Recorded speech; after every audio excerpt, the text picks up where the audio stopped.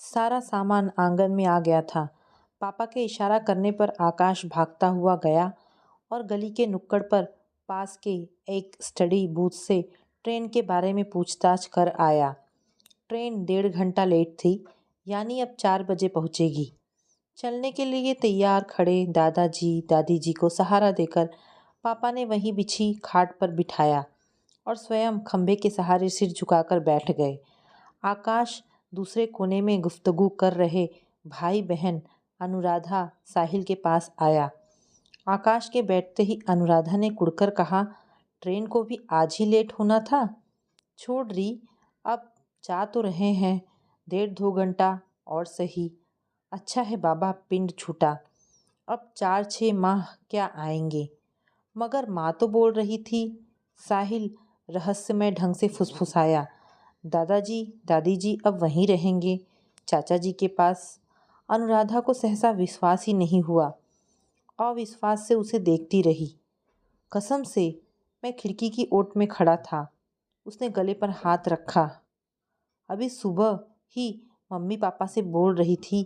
पापा कमरे में अपना बैग जमा रहे थे। मम्मी कपड़े तहकर उन्हें देती जा रही थी। बैग जमाते हुए पापा ने मम्मी से कहा, अब देखो देवरानी कितने दिन रखती है उन्हें। कितने कितने दिनों नहीं। मम्मी एकदम उखड़ गई। उनसे स्पष्ट कह देना, आखिर वे भी उनके बेटे बहू हैं, उन्हें भी तो सेवा करनी चाहिए इनकी। मेरी बात सुनो अंजू, मैं कुछ नहीं सुनना चाहती। कब तक हम ही सारा खर्च वहन करते रहेंगे? क्या उनकी कोई जिम्मेदारी नहीं है? भगवान का दिया सब कुछ तो है उनके पास, फिर संभालते क्यों नहीं अपने माता पिता को? तुम्हारा कहना सही है अंजू। पापा ने नीरी नज़रों से मम्मी की ओर देखा, पर देवरानी इस बात को समझती ही नहीं। फिर मैं कैसे समझ जाती हूँ? तमक कर मम्मी ने बात काट दी। पापा ने विवशता से नैन झुका लिए। मम्मी भिन्नाकर कमरे से बाहर निकल गई। आकाश अनुराधा के मुख खुले के खुले रह गए। यह सुनकर कुछ क्षणों तक उनके बीच मौन छा गया। अनुराधा को लेश मात्र भी विश्वास नहीं था कि चाची जी 1.5-2 माह से अधिक दोनों को रखेंगी। पिछली बार भी जब वे गए थे, शायद 6 या 7 वर्ष पूर्व, 2 ही माह में वापस भेज दिया था। अब जब मालूम पड़ेगा कि हमेशा के वास्ते आए हैं तो? अनुराधा ने चोर निगाहों से पापा को देखा। पापा सिर झुकाए किसी गहन चिंता में लीन थे। उनके मन में मच रहे तूफान को बेटी भली भांति महसूस कर रही थी। एक वे ही तो हैं जो दादाजी दादी जी को चाचा जी के यहाँ नहीं भेजना चाहते। मगर ये चारों, पत्नी, आकाश, अनुराधा, साहिल भी क्या करे? घर के हालात ने तो इन चारों को ऐसा सोचने के लिए विवश कर दिया था। पापा की पगार इतनी थी नहीं कि सबका गुजारा आराम से हो जाता।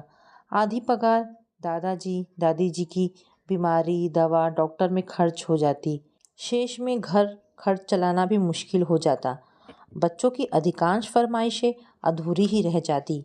मगर पढ़ाई के खर्चों में वे कैसे कटौती कर सकते थे?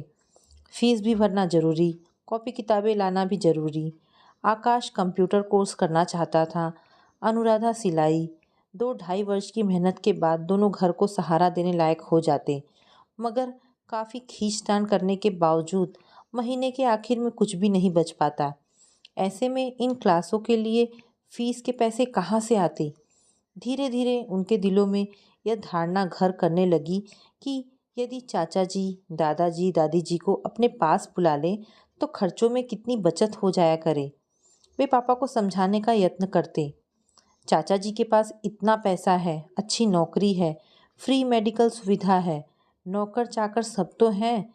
दादाजी दादी जी वहाँ आराम से रहेंगे। तुम्हारा कहना सही है बेटे। पापा सहमत होते हुए भी विवशता जतलाते। मगर बिना बुलाए कैसे भेज दूँ? हद है। बेटे के पास जाने के लिए भी आमंत्रण की ज़रूरत है बेटे। तुम्हारी चाची जी का जो स्वभाव है, फिर आप चाचा जी से क्यों नहीं कहते कि वे चाची जी को समझाएं? समझाना चाची जी को नहीं है, समझना चाचा जी को है। ये तीनों को पापा की फिलॉसफी कुछ समझ में ना आती। पापा मुस्कुराकर चुप हो जाते। उनका दृढ़ विश्वास था, माता पिता की सेवा स्वयं की इच्छा शक्ति से होती है। यह बेटे का कर्तव्य है। याद दिलाने की बात नहीं। बेटे में यदि सेवा की भावना होती तो पत्नी चाहे लाख उग्र या झगड़ालू हो, उसे हर हाल में सेवा करनी होगी। बेटा ही यदि इसे झंझट समझे, दूर रहने की कोशिश करे, तो पत्नी को क्या पड़ी है। पापा अभी भी न भेजते, मगर पिछले दिनों दादाजी चलते चलते कई बार गिर पड़े। उनका मोतियाबिंद पक गया था। घुटनों का दर्द भी ज़्यादा परेशान करने लगा था। दादी जी का मोतियाबिंद भी धीरे धीरे पक रहा था। डॉक्टर के अनुसार दोनों का फौरन ऑपरेशन करना अब अत्यंत ज़रूरी हो गया था। इधर बेटी भी बड़ी होती जा रही थी। 2-3 वर्ष बाद ब्याह लायक हो जाएगी। घर में जो खर्चे लगे थे, उसके हिसाब से तो उसकी शादी के वास्ते 5,000 जमा करना भी मुश्किल था। उस पर इन 2 ऑपरेशनों के खर्चे कहाँ से करेंगे ये सब? सोच सोच कर वे बावले हो उठते। रात रात भर उन्हें नींद ना आती। चिंता के कारण करवटें बदलते या उठकर भगवान के सम्मुख ध्यान लगाकर बैठ जाते। माँ बेचारी परेशान हो जाती। उन्हें हिम्मत बंधाने की भरसक कोशिश करती, मगर कब तक? क्या शब्दों की जुगाली से पैसों का इंतजाम हो जाता, कष्ट दूर हो जाते? आखिर हार कर पापा ने दादाजी दादी जी को चाचा जी के पास भेजने का निर्णय कर लिया। 3:30 बज गए। गाड़ी का समय हो गया था। जाने के लिए पापा उठ खड़े हुए। सहारा देकर उन्होंने दादाजी को उठाया। दादाजी का चेहरा एकदम रंगहीन हो गया। उनके झुर्रीदार चेहरे पर दर्द की असंख्य लकीरें उभर आई। किसी बूचड़ खाने में धकेला जा रहा हो, ऐसी दहशत छा गई उनकी मोतियाबिंद आंखों में। अनुराधा का हृदय तड़प उठा। दादाजी के मन की पीड़ा को वह अच्छी तरह समझ रही थी। चाची जी उनके संग कैसा व्यवहार करेंगी, इसकी कल्पना मात्र से ही वे निढाल हुए जा रहे थे। पिछली बार का कटु अनुभव वे भुला नहीं पा रहे थे। तब पहुंचने पर शुरुआती 4-6 दिनों तक बहू अच्छी रही थी। नौकर भी दोनों का सम्मान करते थे। उनके मालिक के माता पिता हैं सोचकर दौड़ दौड़ कर उनका काम करते थे। मगर बाद में जब देखा मालकिन को स्वयं ही फिक्र नहीं है, उल्टे चिढ़ती है उनके नाम से, तो नौकरों ने भी तवज्जो देनी छोड़ दी। सच भी है, नौकर अपनी मालकिन के रुख के अनुसार ही व्यवहार करेंगे। वे क्यों अपनी नौकरी खतरे में डालते? दादाजी आवाज़ लगाते रहते, पर वे अनसुना कर खिसक जाते। एक गिलास पानी के लिए भी दादाजी को उनकी गुहार करनी पड़ती। दादी जी भारी हृदय से सब देखती रहती। घर में सभी तरह के फल आते थे। फ्रिज भरा रहता था। नौकर चोरी छुपे खा लेते, मगर चाची जी दोनों को कभी पूछती तक नहीं थी। वो जिस तरह तरसा तरसा कर उन दोनों को रख रही थी, उसे देखकर दादी जी का हृदय अंदर तक निहत हो जाता। जिस पुत्र को अनेकानेक तकलीफ़ें सहन कर पाला, जिसकी उच्च शिक्षा के लिए अपने गहने तक बेच दिए, योग्य होने पर उसी की पत्नी इस तरह का ओछा व्यवहार कर रही थी। अपने प्रति की जा रही उपेक्षा को वे सह भी लेती, मगर पति के अपमान को अब वे सह नहीं पा रही थी। उन्हें बिल्कुल अच्छा नहीं लगता था कि थोड़े से फल या दूध के लिए पति नौकरों से बार बार कहें। वे पति पर झल्लाती, क्यों बोलते हो बार बार? फिर क्या करूं? दादाजी विवशता से दवा की गोली दिखलाते। डॉक्टर ने खाली पेट दवा लेने से मना किया है। गांव में तो ज़रूरत ही नहीं पड़ती थी बोलने की। अंजू स्वयं ही सब। दादी जी चुप रह जाती। आखिर हार कर उठती और रसोई में जा फल ले आती। फ्रिज खोलते समय उनका हृदय अपराध बोध से भर जाता। ऐसा लगता मानो चोरी कर रही हों। मगर उस दिन तो हद हो गई। यूँ चाची जी दादी जी के लिए जब भी दूध भेजती, पानी मिला देती थी। पहली बार दादी जी को मलाई जमी हुई नजर आई। दादी जी का माथा ठनका। आज बहू रानी इतनी मेहरबान कैसे हो गई? कुछ सोच उन्होंने दादाजी को ग्लास ढककर रख देने को कहा और स्वयं दबे कदमों से चलते हुए रसोई के करीब जा उधर की टोह लेने लगी। चाची जी धीमे स्वरों में मुंह लगे नौकर को डांट रही थी। कुत्ता अंदर घुस कैसे गया? पता नहीं मैडम, इधर से माली गया था बगीचे में, उसी ने जाली वाला दरवाज़ा, जरा भी ध्यान नहीं रखते तुम लोग।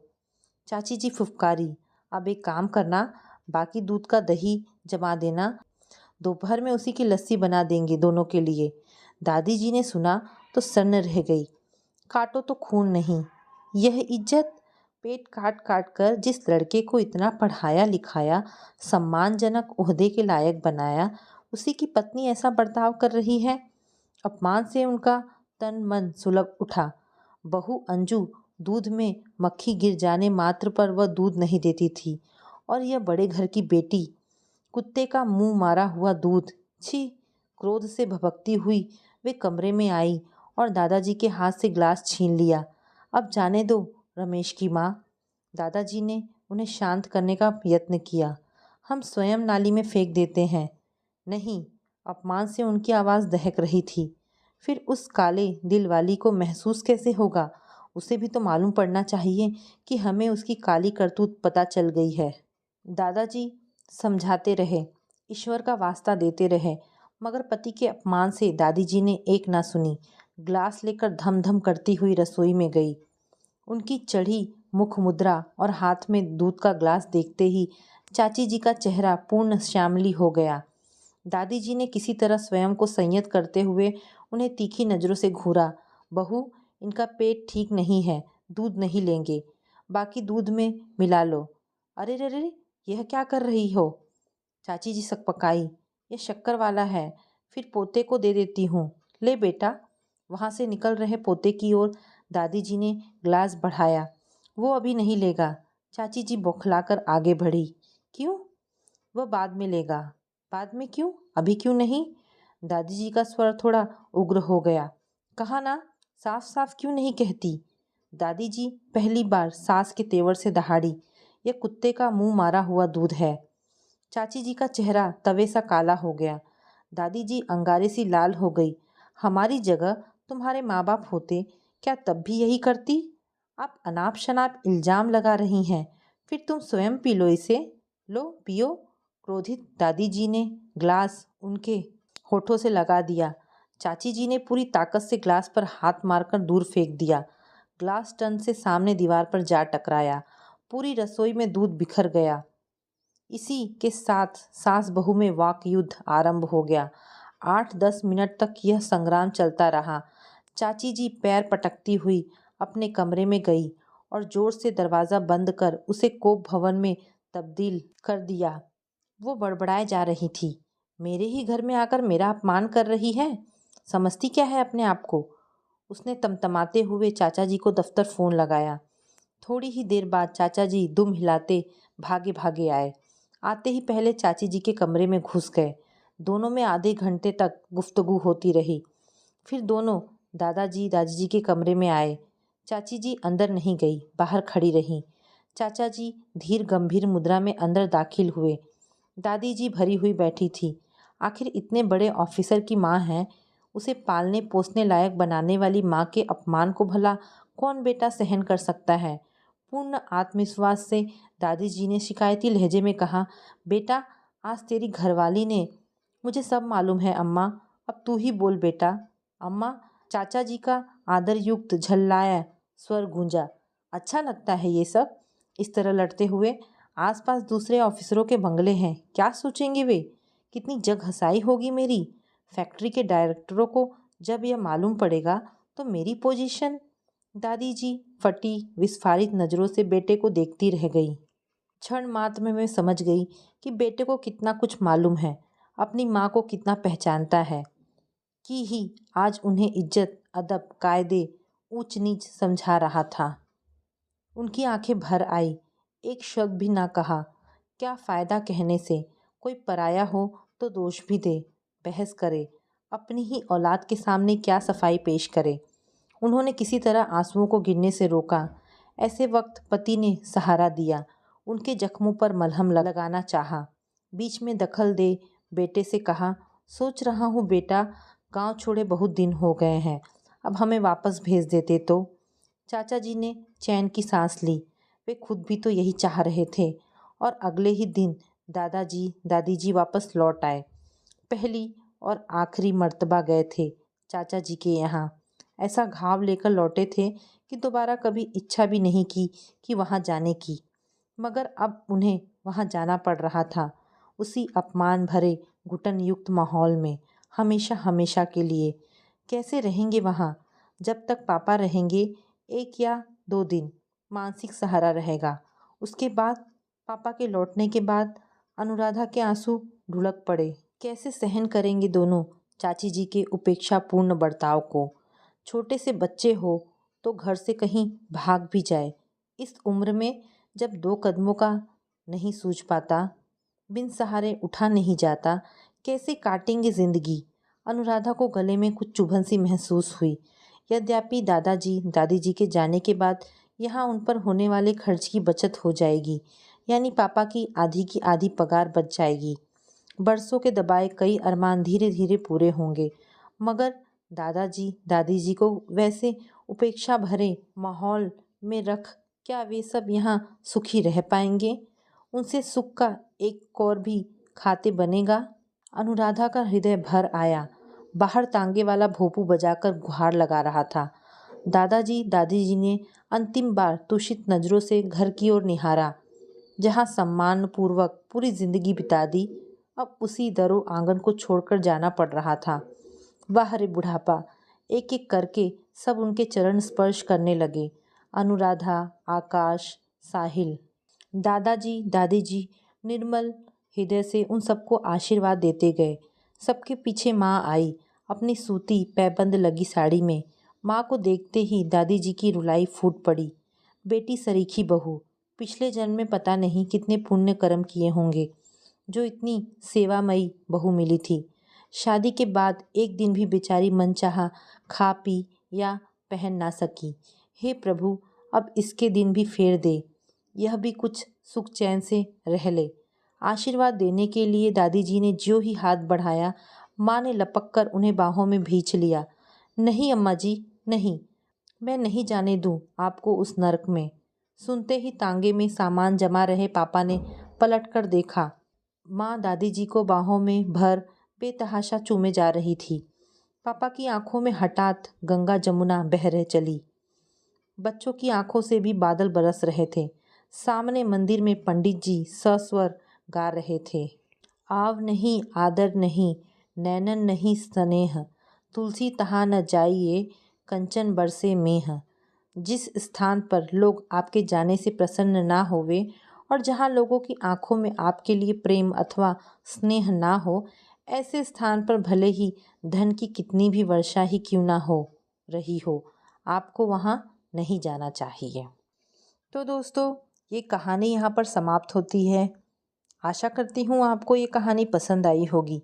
अगर आपको कहानी पसंद आई है तो प्लीज़ इसे लाइक एंड शेयर करें। धन्यवाद दोस्तों।